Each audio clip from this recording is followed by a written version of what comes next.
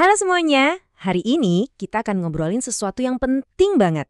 Sesuatu yang sebenarnya nggak bisa kita tunda lagi, kesehatan planet kita. Ini adalah cerita tentang satu-satunya rumah yang kita punya. Dan bagaimana rumah kita ini sedang dalam bahaya. Pertanyaan ini bukan basa-basi loh. Coba deh pikirin lagi soal cuaca ekstrim yang sering banget muncul di berita. Atau mungkin kamu ngerasa musim di tempat tinggalmu jadi aneh? Nah, itu semua adalah sinyal. Pertanyaannya, kita beneran dengerin nggak? Oke, kita masuk ke bagian pertama, planet dalam bahaya. Yuk kita lihat dulu seberapa besar sih skala masalah yang lagi kita hadapi ini.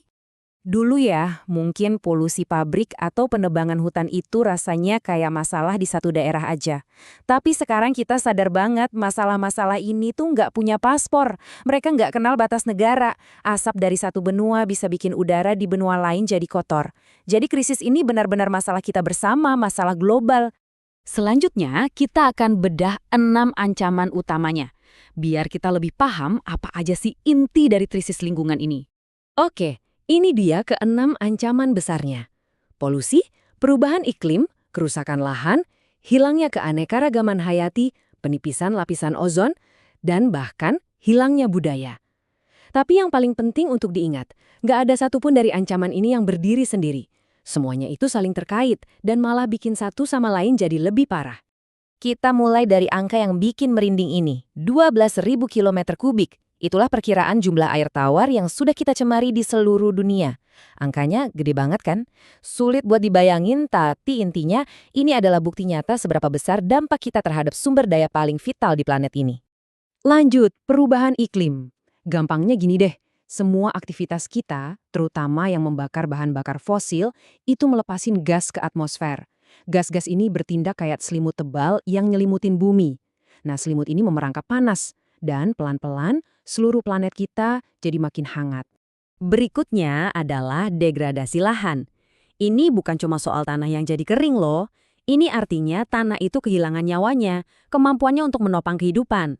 Entah itu untuk kita bercocok tanam atau untuk ekosistem alami. Penyebab utamanya, ya pengundulan hutan dan pertambangan.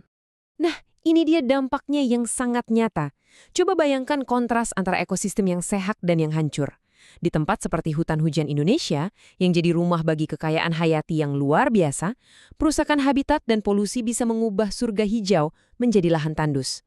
Kita bukan cuma kehilangan pohon, kita kehilangan sebuah dunia di dalamnya. Coba anggap lapisan ozon itu kayak sunscreen atau perisai mataharinya planet kita. Waktu sehat, dia ngeblok radiasi UV yang bahaya. Tapi gara-gara polutan seperti CFC, perisai ini jadi bolong-bolong menipis. Akibatnya, radiasi berbahaya itu bisa lolos dan langsung meningkatkan risiko kesehatan buat kita semua, termasuk kanker kulit dan katarak. Dan ini poin yang sering banget kita lupain. Kerusakan lingkungan itu punya dampak manusiawi yang sangat besar.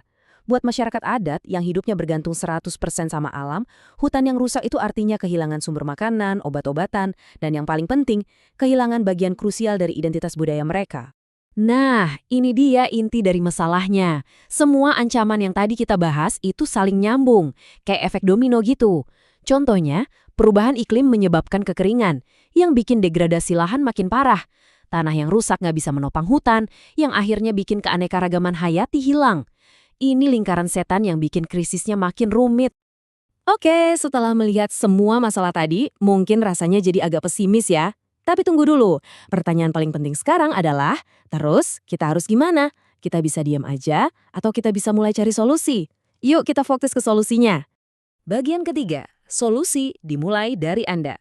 Mari kita lihat gimana aksi-aksi dari individu dan komunitas ternyata bisa bikin perubahan besar. Kerangka yang paling simple tapi powerful buat kita mulai adalah 4R.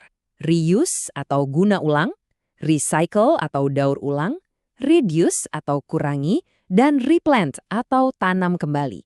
Dengan menerapkan prinsip-prinsip ini di kehidupan sehari-hari, kita bisa secara signifikan mengurangi jejak kita di planet ini. Aksi individu itu kuat, tapi aksi kolektif, aksi bareng-bareng itu bisa mengubah segalanya. Bayangin, komunitas bisa bersatu buat reboisasi, menanam kembali hutan, membersihkan polusi pakai teknik canggih bioremediasi, atau bahkan memulihkan lahan bekas tambang dan pesisir. Inilah kekuatan gotong royong. Nah, untuk masalah sebesar pemanasan global, kita nggak bisa cuma pakai satu jurus. Kita harus menyerang dari semua sisi secara bersamaan. Kita perlu mengurangi emisi, melindungi hutan kita, membuat kebijakan yang cerdas, dan masih banyak lagi. Ini bukan soal memilih satu solusi, ini soal menerapkan semuanya. Oke, bagian terakhir, bangsa-bangsa bersatu untuk bumi. Karena solusi ini juga butuh kerjasama di level global. Seperti yang tadi kita bahas, polusi itu nggak peduli sama garis perbatasan di peta. Asap dari satu negara bisa jadi hujan asam di negara tetangga. Sampah plastik di satu samudra bisa terdampar di pantai di belahan dunia lain. Makanya, kerjasama internasional itu bukan lagi pilihan, tapi sebuah keharusan.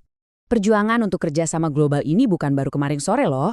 Sejak tahun 1992, KTT Bumi di Rio udah meletakkan fondasinya. Lalu ada protokol Kyoto, ini tonggak sejarah karena untuk pertama kalinya ada target yang mengikat secara hukum buat negara-negara maju untuk mengurangi emisi. Setiap langkah, kayak peta jalan Bali, adalah upaya membangun momentum. Prosesnya memang lambat dan rumit, tapi ini menunjukkan kesadaran global bahwa kita harus menghadapi ini bersama. Jadi, kita sudah lihat masalahnya. Dan kita tahu solusinya itu ada, mulai dari hal kecil di rumah kita sampai perjanjian di tingkat global. Pertanyaan terakhir ini bukan buat saya, tapi buat kamu. Setelah tahu semua ini, peran apa yang akan kamu pilih untuk ikut melindungi planet kita?